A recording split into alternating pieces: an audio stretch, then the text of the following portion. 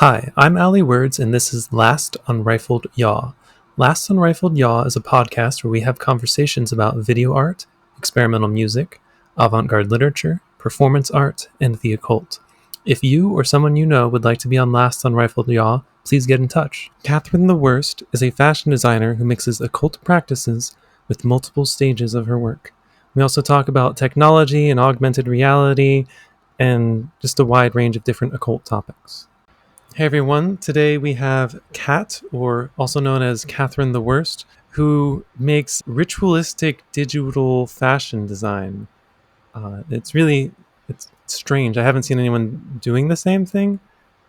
So maybe you could tell us a little bit about yourself, Kat.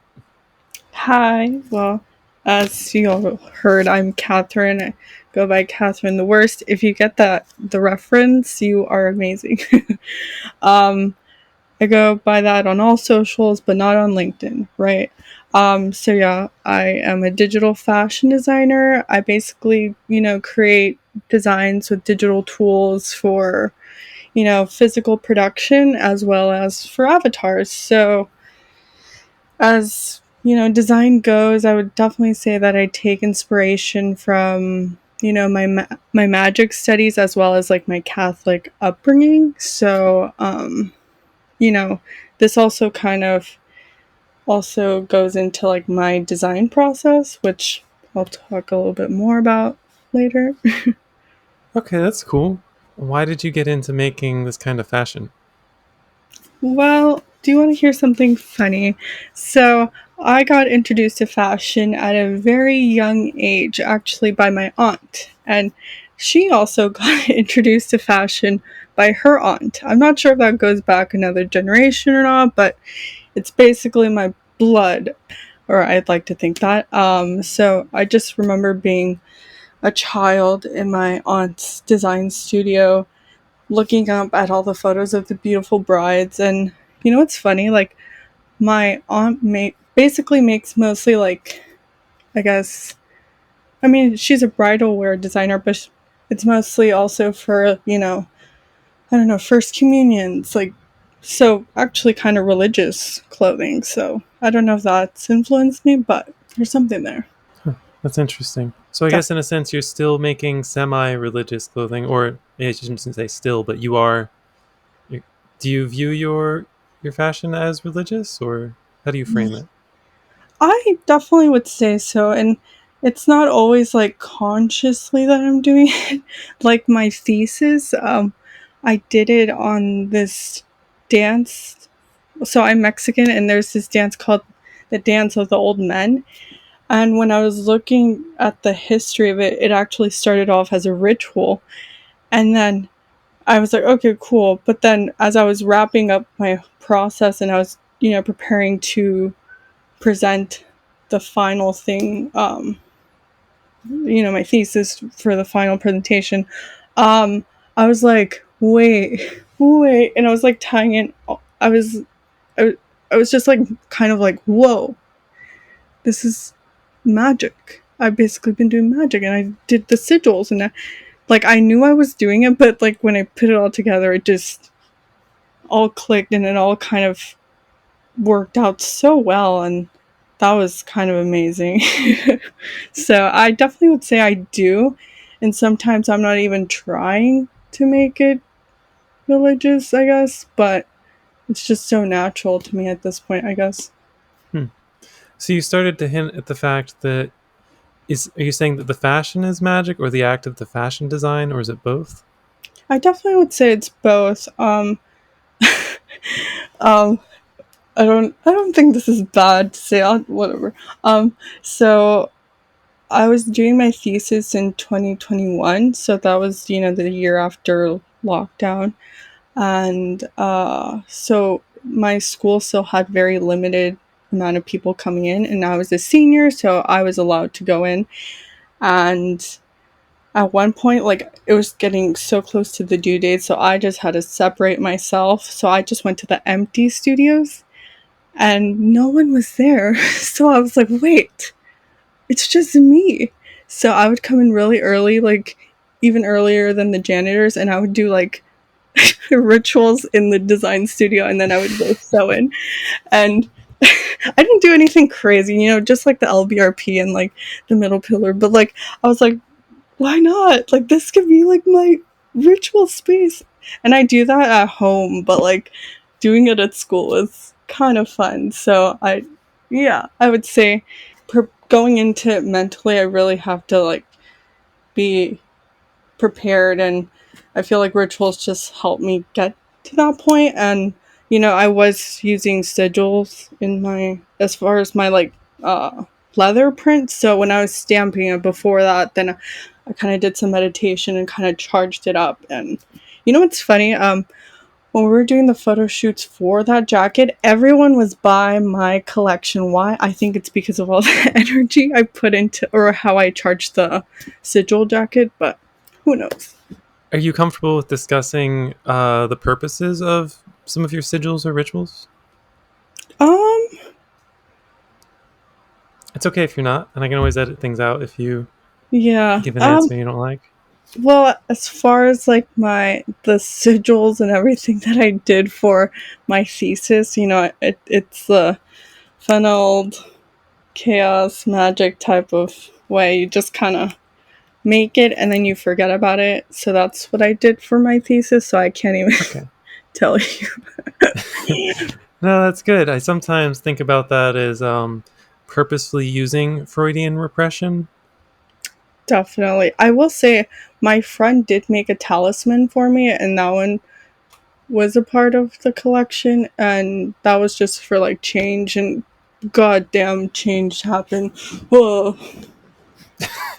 You know how magic is? It's like you want something and then it like just punches you in the face, and I was like going through so much like the last month before turn in thesis. Like I was doing so much magic. I was doing so much like sewing and like everything, and I was just going I nearly had like a mental break, nearly. But like I will say, like magic maybe also pushed me, but like it also like saved me, because if it wasn't for my mentor like grounding me and telling me like like relax, like you're fine, I would have totally broken. That happens to a lot of people when they're doing their thesis. I'm just happy I have support and I have magic, and it got done.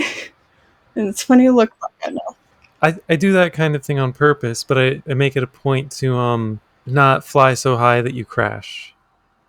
You gotta like learn to, not like a full banishing, but if you got too much, you gotta cut off a little bit, you know?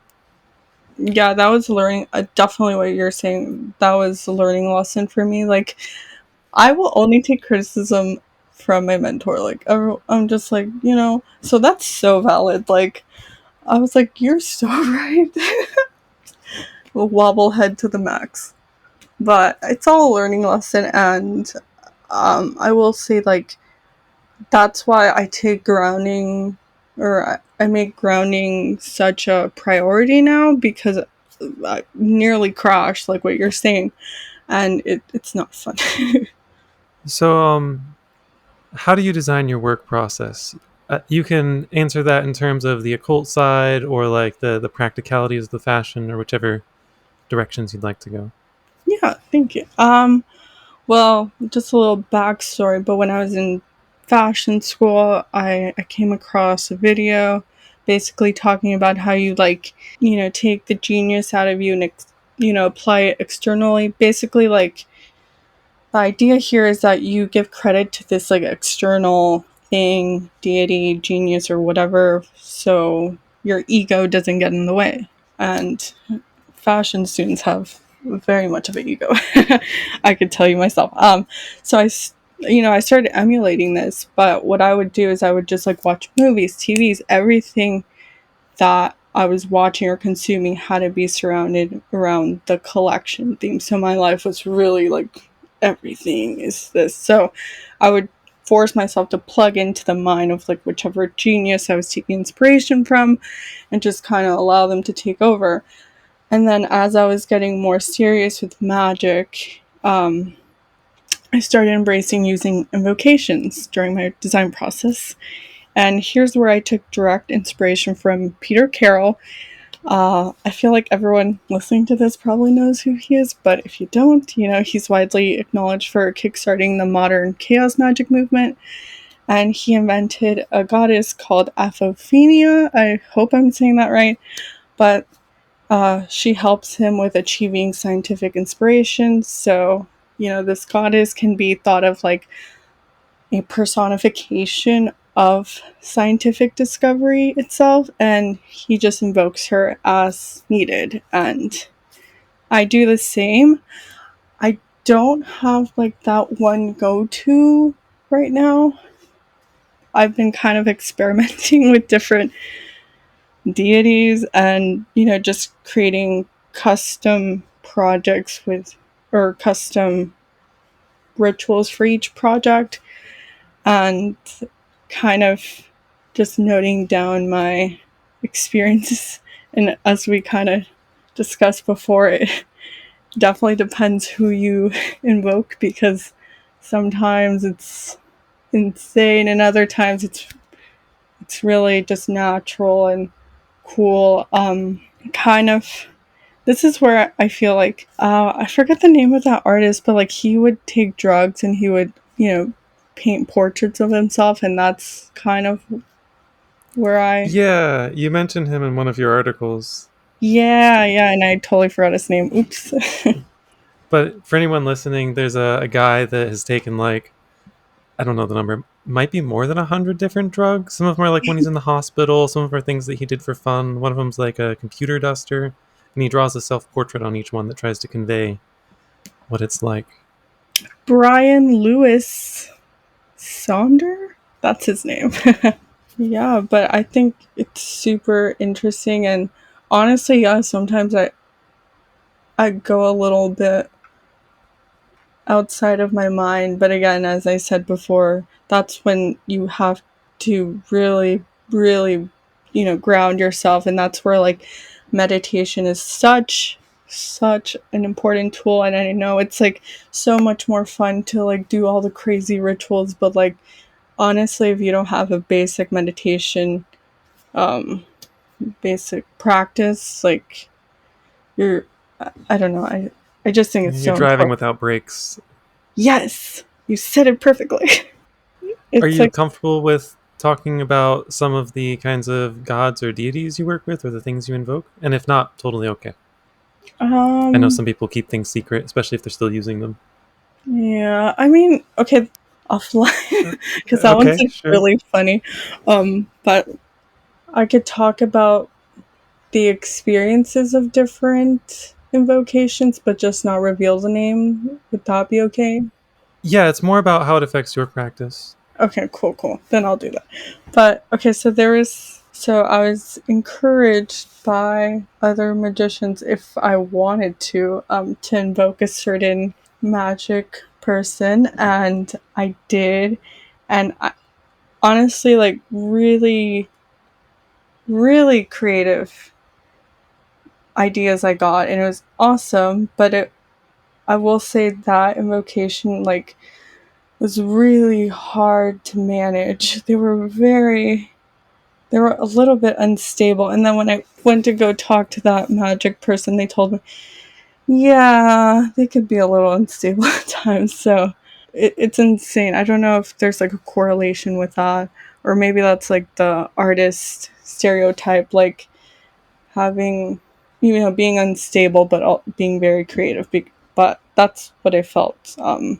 I was in New York doing this job. I was teaching kids digital fashion, and so I got to be there for an entire month, and I was in this apartment, and I was just doing magic, and I feel bad for my neighbors if I was being loud, but it was really a cool time, but it was also very like, I don't want to say scary, but I was just like, oh my god, what am I doing? But it was fun. Both of those contrasts. But then recently, this year recently, I did another invocation of a fashion designer, and I don't even know if it actually was, but like I was way more careful because the way they went out was like not a good way, and I was also referencing this invocation, but it was more tame. But then I think what that told me was that I don't think I actually invoked them. I tried to, so not all invocations lead to success. No, and like we mentioned a bit ago, it really does depend on what exactly or who exactly you're invoking. And for me, it's about trying to identify the things that I could invoke that would be the most helpful for my exact position in the present. Yeah, And if definitely. you invoke something that like just appeals to you, it's not likely to have. I mean, it might have good long term results, but if oftentimes people are drawn to things that they already have too much of. Well, it might be that actually, because this designer, as I said, that I invoked, like I know people very close who were very close to him, and I actually own like his nephew sent me like a journal of his signature, so that's like literally his bloodline. So I was like, I could do this, but I guess it didn't happen. But yeah, maybe you're right. It was too much. Maybe I had too much of him already. I don't know. So, throughout this process, what kind of results are you looking for? Obviously, some of them are like, how do you judge your own fashion? How do you decide which of your pieces are better than others, which ones you maybe want to actually make public? But also, maybe in terms of the occult, you can go either direction. What kinds of results are you looking for from this um, cycle that it sounds like you go through? Yeah, I mean, I wouldn't say I'm looking for anything. I just kind of record my discoveries. I would say that in terms of hoping for certain outcomes, that usually happens if I'm like, let's say, using VR for something or even playing around with like AR tools, which I'm so excited about. The hopefully it does come out next year. The what is it called? Apple Vision Pro something. I should know the name. I don't. But those are the times that I'm looking for something. Usually I just kind of yeah, note down everything. I don't know. I try not to expect certain outcomes because I oftentimes feel like let down. So, like, okay, let's not be so attached to an outcome that might not be certain. And then, as far as design, like judging my own designs, oh, that's a whole. My God, as an artist, it's a mind fuck, honestly. Like, Yeah, I find it fascinating how different artists decide like which of their things are better. I don't always agree with them. Like often the audience has a different idea of which pieces of an artist are best, but it's always curious to know how the person who makes it decides which things to toss out. yeah, I mean, I don't, I don't know. I have a whole like thing folders of like work that I haven't released because I don't think it's like good enough. And then what happens is that I'll just sit there and then I look back and I'm like, oh, it actually isn't even terrible. I think it's just like it might be also the fashion school, like I had British directors, so they were very stereotypical British. And made me cry and stuff. So I think sometimes I can be too hard on myself, Hmm. but it's only because I want to do good work. But it's a learning process. I'm still figuring that relationship out with myself because, yeah, I will say like sometimes I have really, so I do like digital fashion freelance as well, and sometimes those clients remind me of those directors, but I don't think it's all bad. I don't know. It's an ongoing process. I'm sure you've experienced the same with. Uh, it's hard being an artist sometimes. Yeah, I don't know. What I tend to do to, I guess, take my emotional side out of the equation a lot of the time is I decide ahead of time what sort of I guess it depends on the medium, but like in music, I would be inclined to either pick some some formal ideas about how to make music and then work with those as almost an experiment. And then at some point, I would decide that, okay, it kind of gives me this vibe, and then I push it more towards that. Often, like for Buto music, like some of the stuff on my channel, it starts out with experimenting with some sort of idea about how to compose, and then I figure out how to make it more emotionally impactful, like exaggerate what's already there. And I never really did a lot of fashion, but I tended to do the same thing. Like I would fold or drape the fabric in a weird way, and then try to like maybe emphasize the visibility of as many of the creases in the fabric as possible, or certain parts of the body. That's cool. I love it.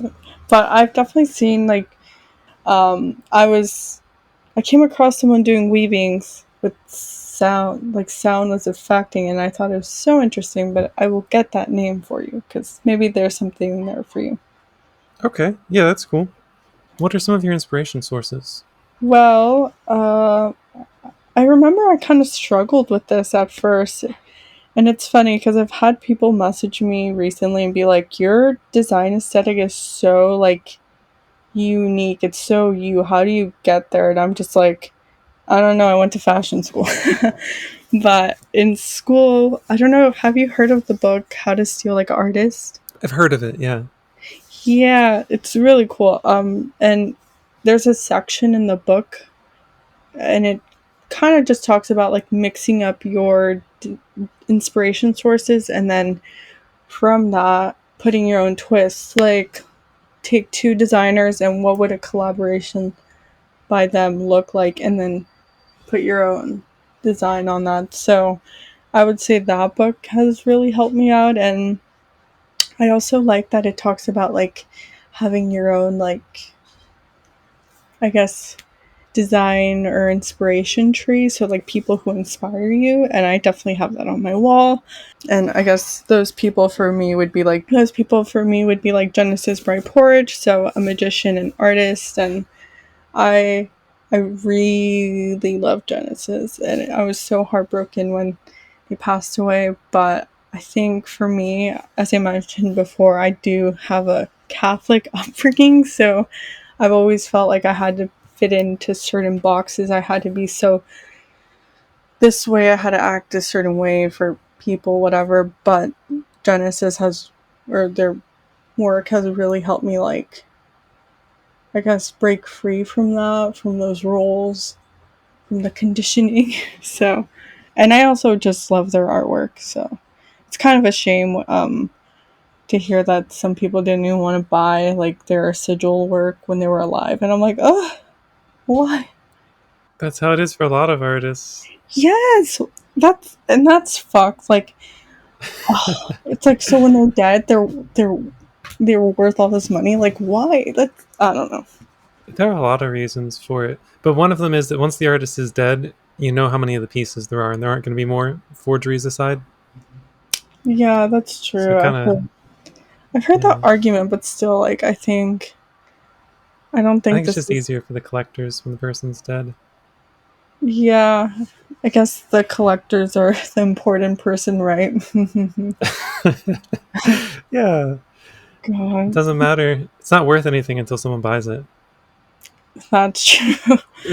Oh, it sucks. I don't know. They had this exhibition in New York. I think it was last year. I'm pretty sure it was last year.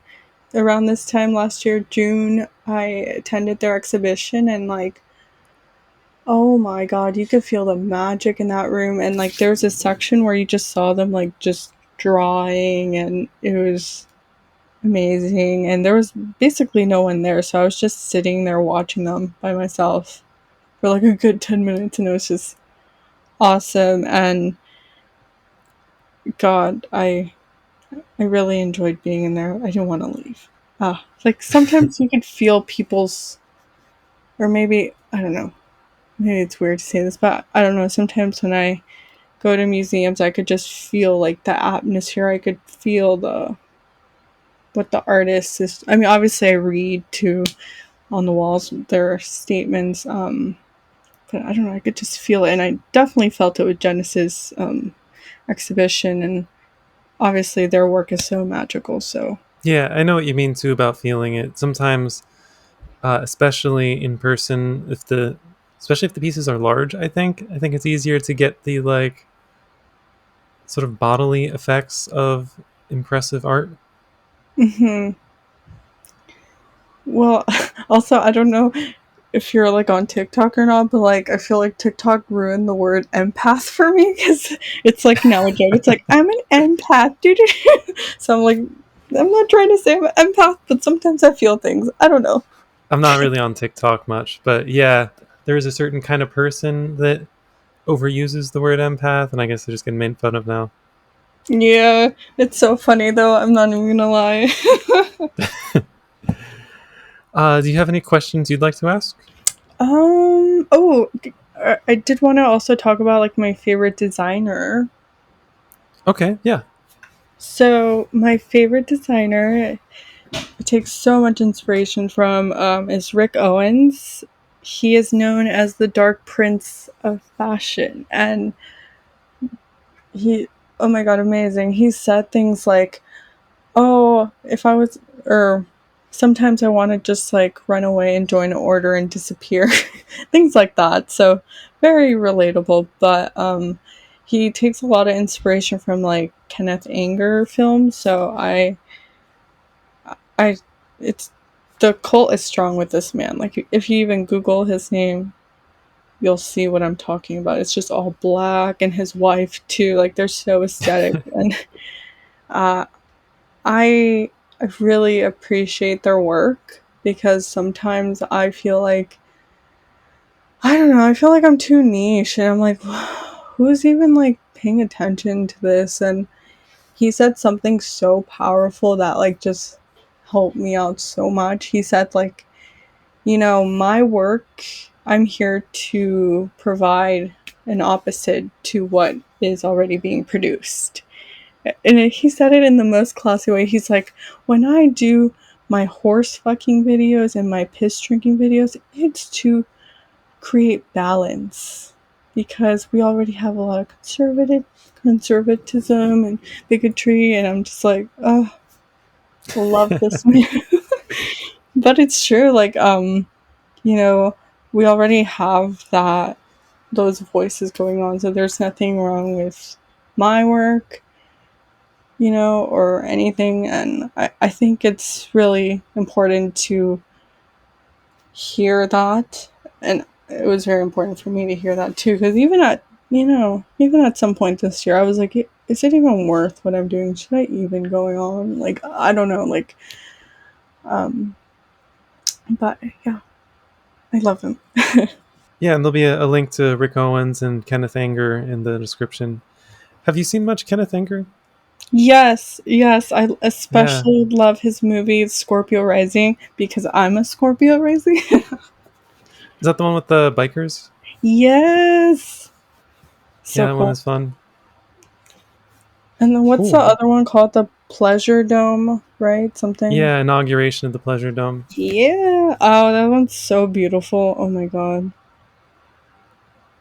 I think my favorite probably has to be, is it Lucifer Rising? Is that the one where that the Egyptian ruins?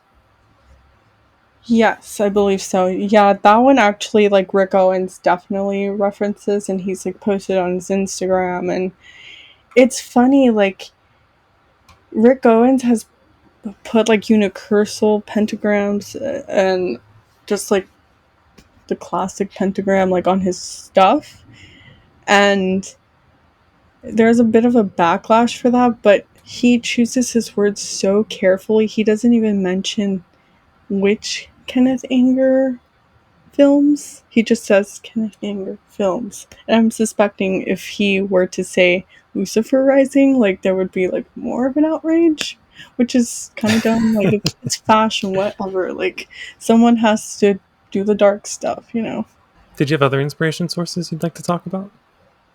Yeah. So there's there's this other designer. Her name is Delaria Findakalu. I hope I'm saying her name right.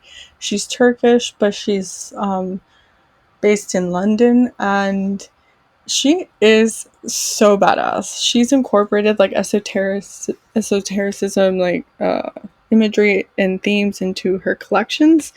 But what really, oh my god, she did this collection in this Catholic church, and there was such an outrage. They're like, the Satanists held this fashion show in a Catholic church, and then I was reading like a Catholic blog about it, and but I think the church was actually Christian. I don't know.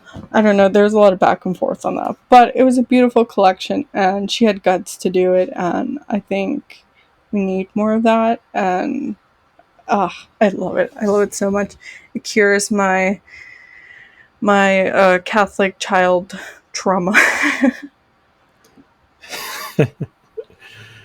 Uh, Oh, Catholics. yeah. I did go to the Vatican this year, and I will say it was very beautiful, and I saw a lot of beautiful people there, including priests. So I think at this point in life, like I used to feel so much anger towards Catholicism and just the whole thing, but now I could see the beauty, and I'm at peace with it. I'm like, there's no point fighting the people or whatever. Yeah. You, I don't even know what it would take to have an appreciable amount of success with that. Like, you'd have to start an organization, and you'd have to. I mean, I guess that's a little bit of what Topi did, right? Yeah, ugh, I love them so much, and I don't even know if that's possible in this day and age. Like I was talking to my friend about it. Like we have so much security, and he this is what he said. He's like, it's like Garden of Eden all over again. Like we have all the security, but what like where's the free will? Or I forget exactly what he said. I'm just paraphrasing right now, but yeah, and I feel like it's only gonna increase. So who knows if things like Topi can exist in the future. I think so. Maybe not in the same way, but we have a different cultural backdrop. Definitely. I guess there's things Mhm. like Anonymous, right? But I don't even know if they're still doing the thing. Uh, I think Anonymous is mostly like other. I don't think there's the original core group there anymore. There's just other Right. people calling themselves Anonymous. But there is. It's not like as public as Topi was. But I mean, there's the IoT, right? The Initiates of Thanateros. Mm-hmm. Um, and people make groups like that. They're just smaller, and they don't have the success of a such a highly charismatic figure in a music group. That's true too. I think some of the best, magic work or whatever I've ever done has been in, total secrecy, and I haven't said anything, and that I'm okay with that. And maybe that's our freedom in the future. Or that's where we can express ourselves. Because I mean, like you said earlier, like um, dare to be silent, right? Or Yeah, to know, to will, to dare, to be silent. yes, It's easy to mess up the last one. no, oh my god, yeah. My friend tells me that all the time. I'm like, okay, listen, I'm literally only telling you, so I'm sort of following that. All right. Do you have any questions you'd like to ask? um, well, I have been seeing a lot of like fashion AI stuff, so I'm curious about your thoughts on that. Um, what do you mean by fashion AI? Like just using Midjourney to get the initial sketches done, or? Yeah, yeah. I guess there's like a thing in New York, like there's a fashion AI like catwalk, but it was all just AI. And there was a showcase in New York, I believe. I was in Salem at the time, just watching the news, and that came up, and I was like, "Huh, funny."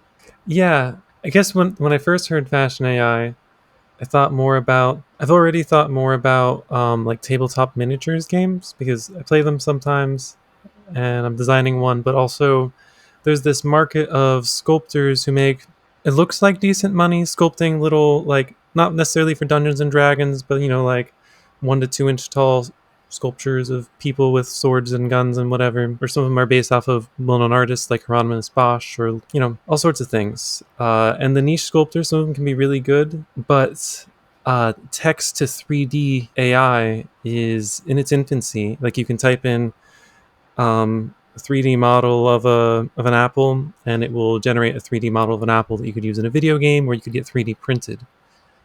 So Yeah, I've seen that. presumably you could do.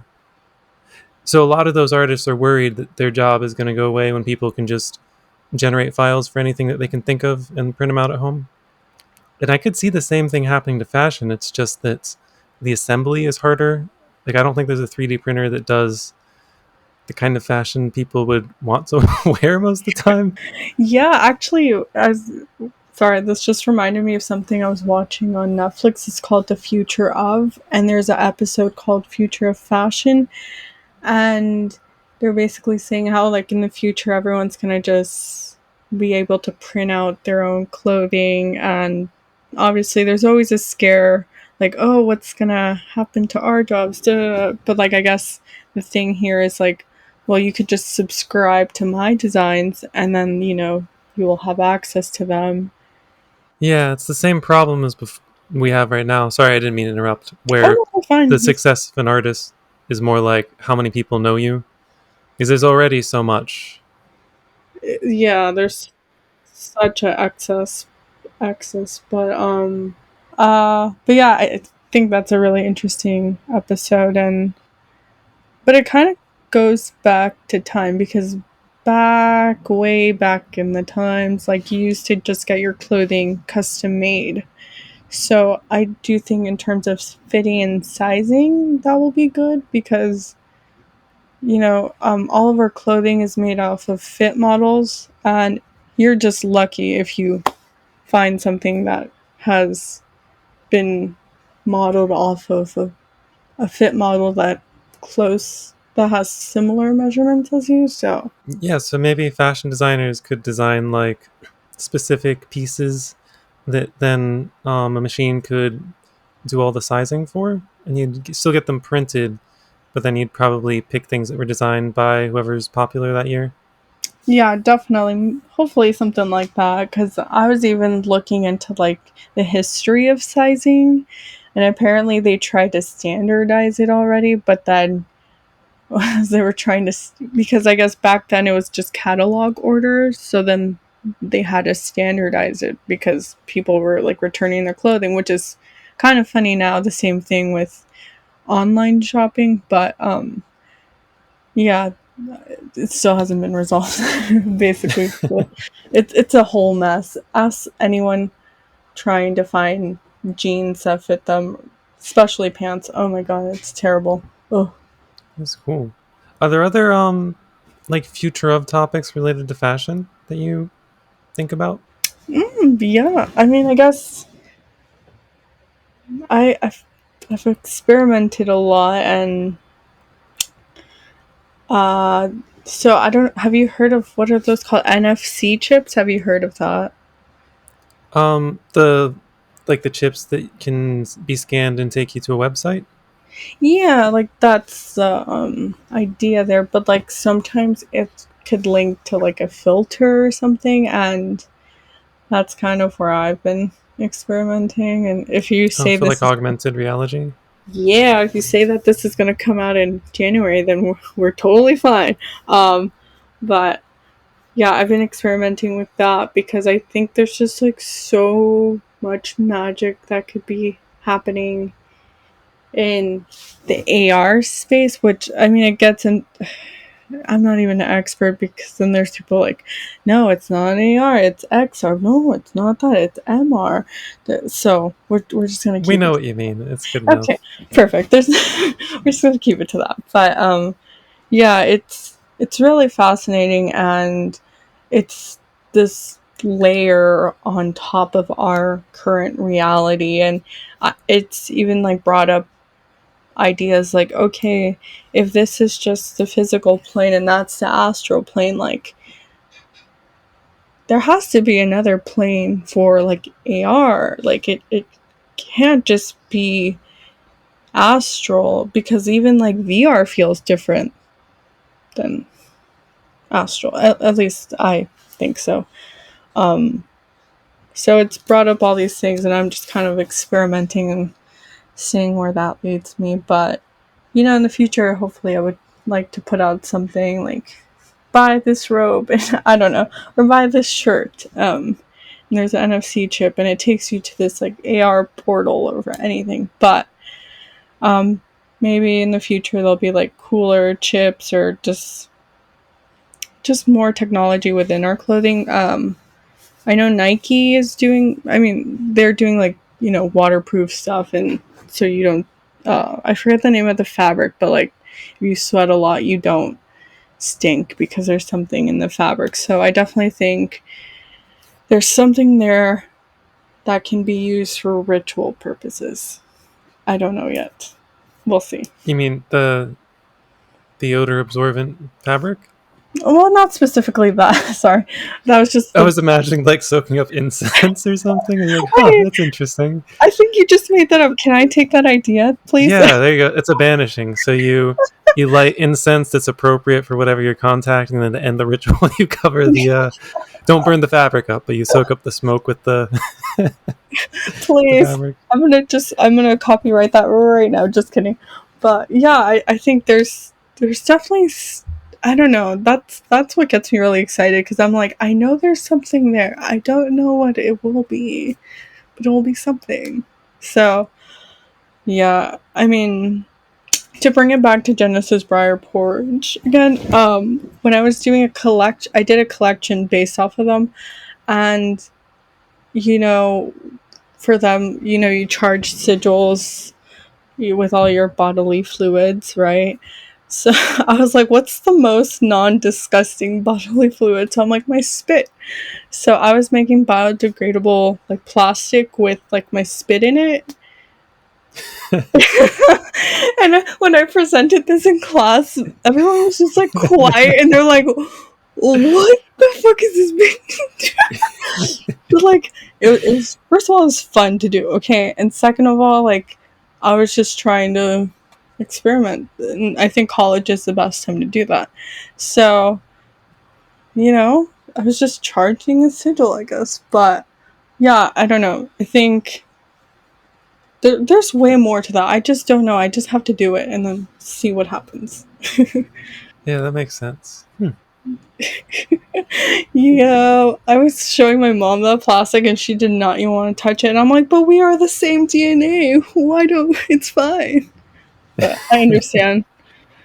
I guess it's gross. No, I mean it is a little bit, but it's also interesting. And when it comes to, I think there is just a visceral reaction to bodily fluids, and I think that's part of what helps sigils, is that there is something very direct and bodied reaction to, maybe it's just like something that would have evolved early or something, like instinctive Yeah, reactions to different bodily fluids.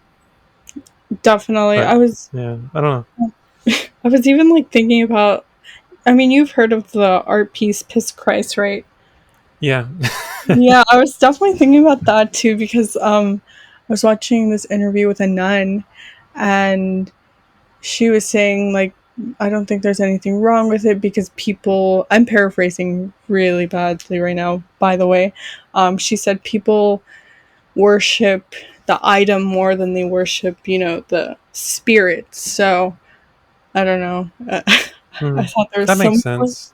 Yeah, I was like, it's fine. It's just it's just spit. It's whatever. But yeah, I need to evolve that somehow. But then I don't think any. I mean, it was 2021 too, so I don't. Sanitary reasons. I get it. Yeah. Yeah, I'd almost feel like you'd have to do a whole collection using different parts of your body. People used to make clothing and stuff from hair, right? You will Yeah. get like a gross reaction, but people used to save their hair to embroider with or sew or make rope. No, literally, exactly. And I mean, look at where does leather come from? Where does fur come from? Do you remember that guy that did he like clone human skin and make like a leather bag out of it? Did you see that?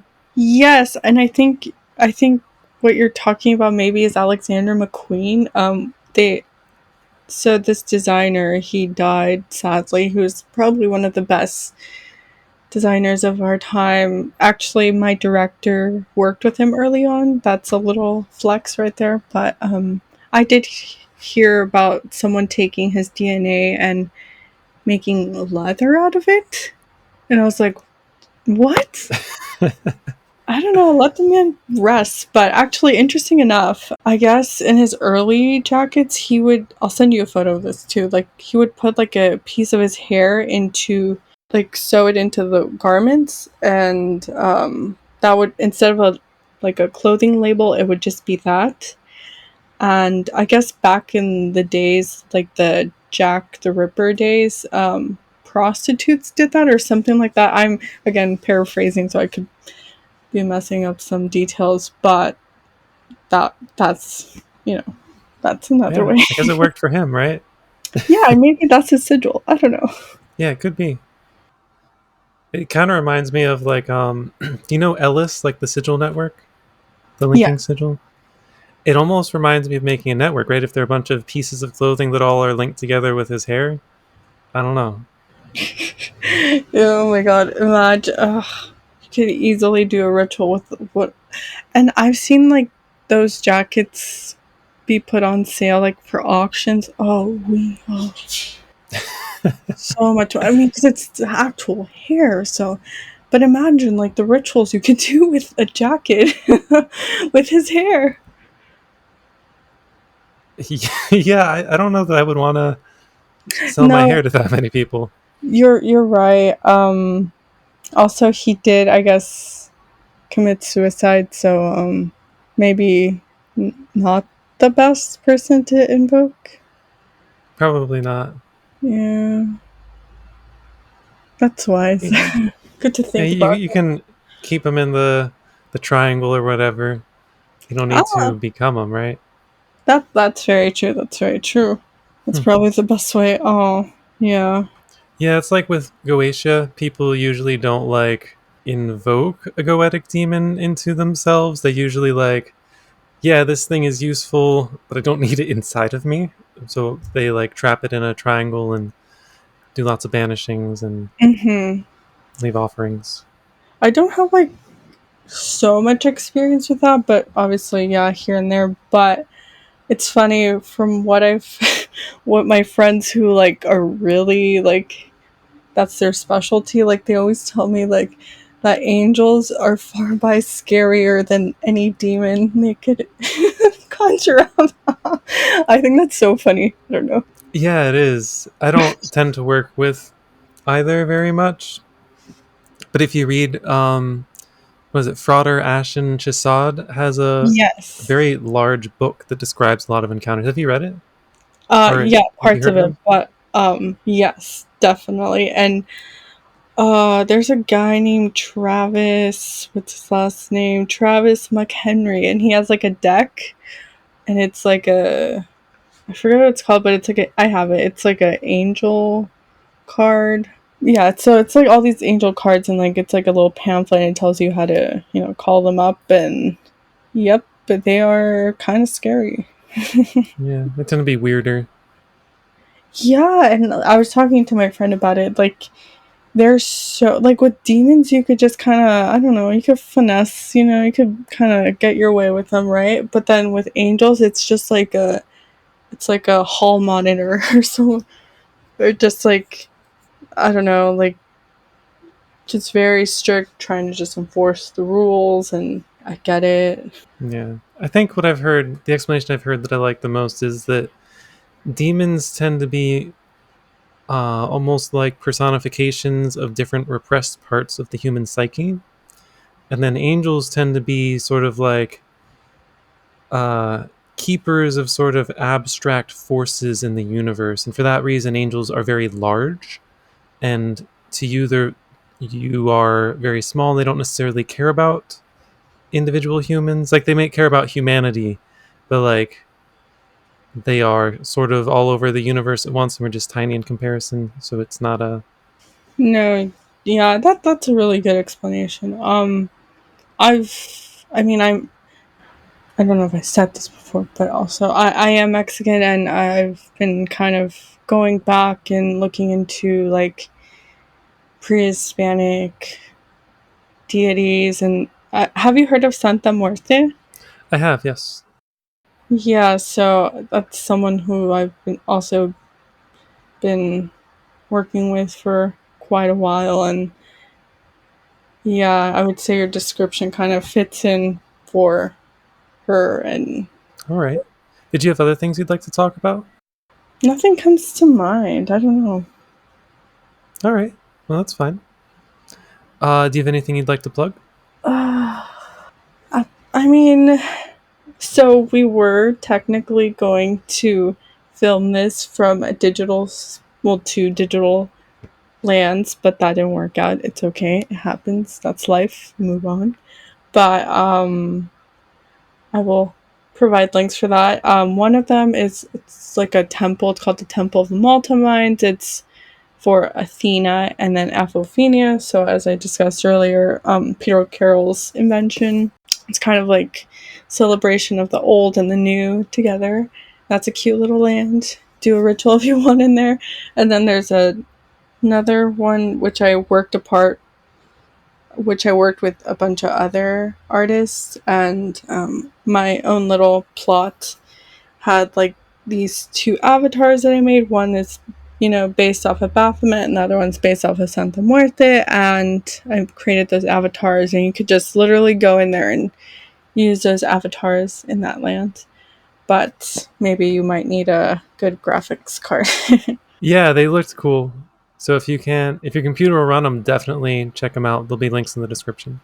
Yeah, sadly, that's something that's why like it's not widely used because it's not optimized, but maybe in the future.